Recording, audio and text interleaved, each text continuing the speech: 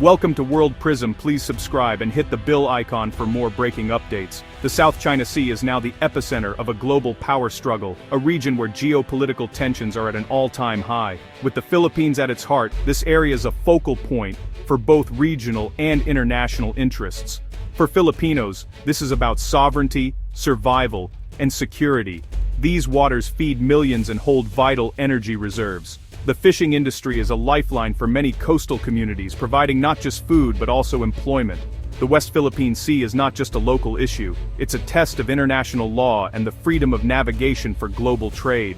Over $3 trillion worth of trade passes through these waters annually, making it a critical artery for the global economy. China's sweeping claims, marked by its 9-dash line, directly challenge the United Nations Convention on the Law of the Sea.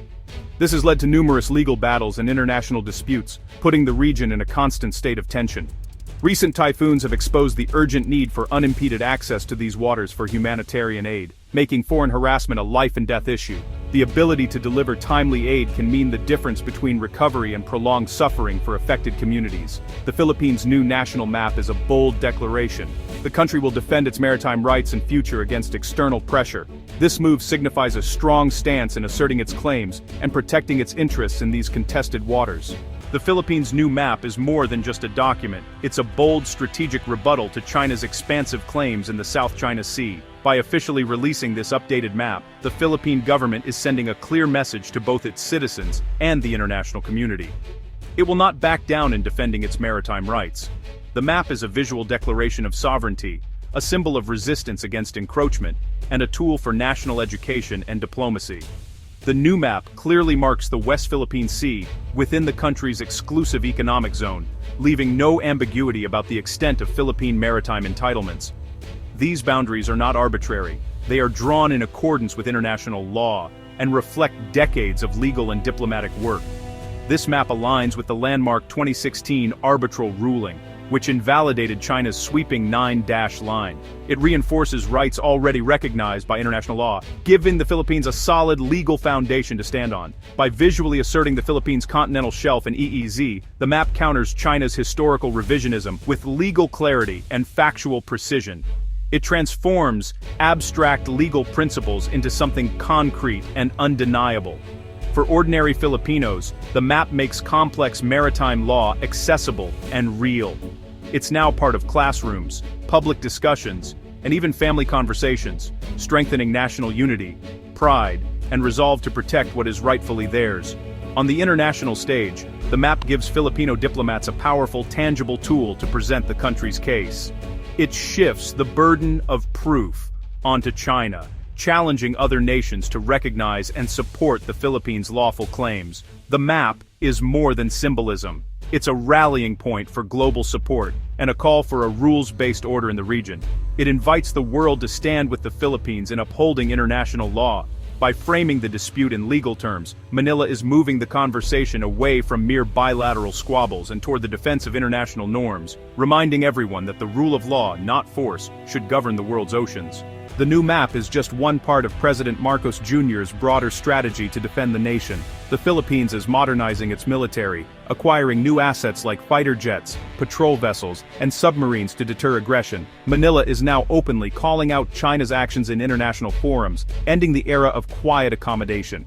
Diplomatic engagement is now conditional. Dialogue with Beijing must respect the 2016 arbitral award. Despite internal challenges, the government is uniting its defense, foreign affairs, and Coast Guard agencies to protect national sovereignty. This marks a decisive shift. The Philippines is no longer passive, but actively shaping its security environment.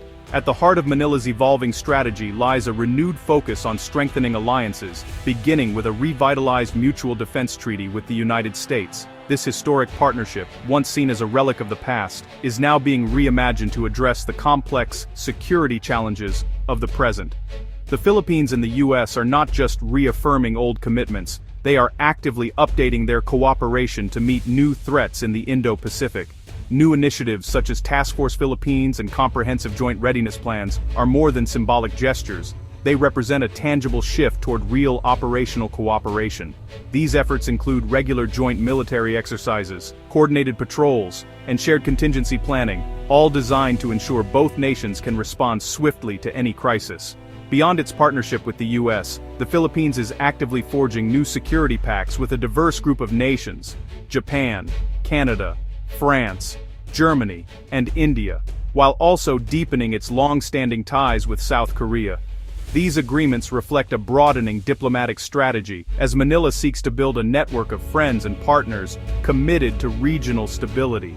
Through these new and expanded agreements, the Philippines is enabling joint training missions, intelligence sharing, and a greater multinational military presence in its surrounding waters.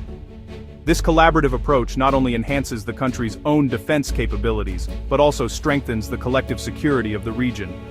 This growing web of partnerships complicates China's strategic calculations, making it clear that any act of aggression could provoke a coordinated response from multiple countries. The presence of allied forces in the region serves as a powerful deterrent, signaling that Manila is no longer standing alone.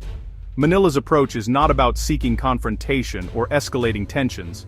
Instead, it is focused on building a framework of collective security, one that upholds the principles of a free and open Indo-Pacific, where nations respect each other's sovereignty and resolve disputes peacefully. By leveraging its strategic location at the crossroads of major sea lanes, the Philippines is attracting support and investment from like-minded nations. This influx of diplomatic, economic, and military assistance is helping Manila modernize its own forces and boost its resilience. Integrated deterrence, combining national strength with the backing of trusted allies, has become Manila's most effective path to safeguarding its sovereignty and ensuring peace in these turbulent waters. Tensions at sea are escalating, with Philippine and Chinese vessels locked in dangerous standoffs. Chinese Coast Guard and militia ships routinely harass Philippine resupply missions and fishermen, asserting de facto control. Manila's response: assertive transparency. By publicizing incidents and embedding journalists, the Philippines exposes China's coercion to the world. This strategy wins international sympathy and builds the case for collective action. Diplomatic ties between Manila and Beijing have soured, with recent encounters marked by cold formality. The era of warm relations is over. Repeated maritime clashes have eroded trust and raised the risk of conflict. The stakes are higher than ever, as any miscalculation at sea could spark a wider crisis.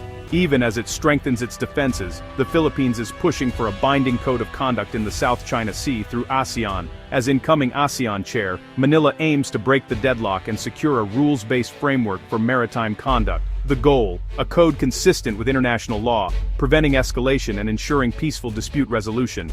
China prefers a weaker, non-binding agreement, but Manila is rallying support for real accountability. ASEAN's internal divisions remain a challenge, with some members reluctant to confront Beijing. Still, the Philippines' leadership is forcing a critical conversation about the region's future and ASEAN's role. Whether or not a breakthrough is achieved, Manila's push highlights its commitment to multilateralism and regional stability. The Philippines' assertive moves are reshaping the Indo-Pacific, turning a local dispute into a global test of the rules-based order. Manila is now a pivotal frontline state, forcing nations to clarify their stance on maritime freedom and sovereignty. The region faces persistent tension, but also greater clarity. Lines are being drawn between rule of law and power politics. The Philippines' integrated deterrence strategy could become a model for other Southeast Asian nations. China is unlikely to back down, but rising costs may force it to reconsider its approach. Manila's challenge is to sustain unity and resilience, balancing security needs with post-disaster recovery. By standing firm, the Philippines is defending not just its territory, but the principles of a peaceful and open global commons.